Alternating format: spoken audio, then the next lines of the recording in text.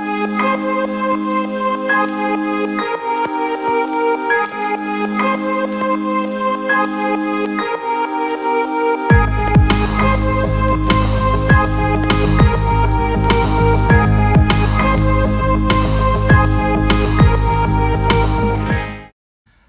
my name's Stuart, and David has asked me to do a brief podcast about publishing books, which is something that I've done for 20 years now.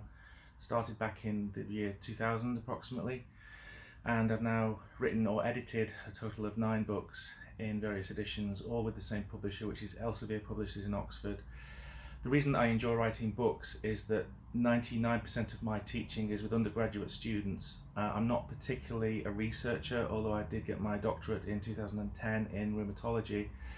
I do examine some PhDs, but the passion that I have really is for undergraduate teaching, and obviously undergraduates are starting from, without being disrespectful, a lower level of knowledge, so they need something that's very accessible and very simple and palatable, and I just found that my approach suited the students, and it's given me a great deal of pleasure, and I hope to continue writing books. I'm on number 9 now, and I hope to get to number 10.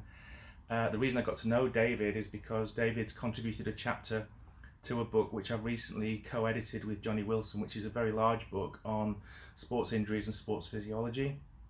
I looked after the physiology component of the book, and Johnny looked after the clinical components of the book, and I haven't yet got a copy of the book. I hope to get one soon, but that's quite exciting. You know, a nice Christmas present to have your name on the front cover of a book is very rewarding. The books that I've done range from anatomy to editing a core physiotherapy textbook to a dictionary of physiotherapy. I then did a small pocketbook on research methods because I felt that that was something that students really struggled with, as did I when I was a student and a PhD student as well. I then went on to edit a book on psychologically informed physiotherapy, and as I said, my latest book is on sports injuries and sports management, and that should be out anytime now. I'm hoping to get a knock on the door anytime and see the book. If any of you are interested in writing books, please do let me know. I'll add my details to this video. It's a very rewarding process indeed, because you have a physical product at the end of it. Quite often we do jobs that don't have an end product. I'm not the kind of person that enjoys looking at spreadsheets and organising things like that, but the fact of having a finished published book in your hands is very useful. The other thing which is very useful is that I've worked with some fabulous people over the years. A lot of my colleagues here at the University of Salford have written with me, and that's been very rewarding because they've never let me down, as have none of the authors that I've ever worked with. I've worked with hundreds of authors over the years. My selection process for authors is pretty simple really. If they seem passionate, I'll go with that.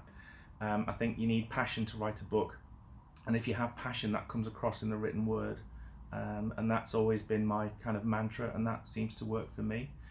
The future of publishing, I think, is still strong. I have a close relationship with Elsevier. Even though we're in a world of podcasts and videos and the web and Wikipedia, students still want to have a book in their hands quite often, even if it's an ebook. They like the physicality of a book, I think. So I believe that the future of publishing is still very strong, and I hope you do too. And in the second podcast that I've filmed, I've actually gone through the books one by one that I've written, just to give you a little bit of insight into them.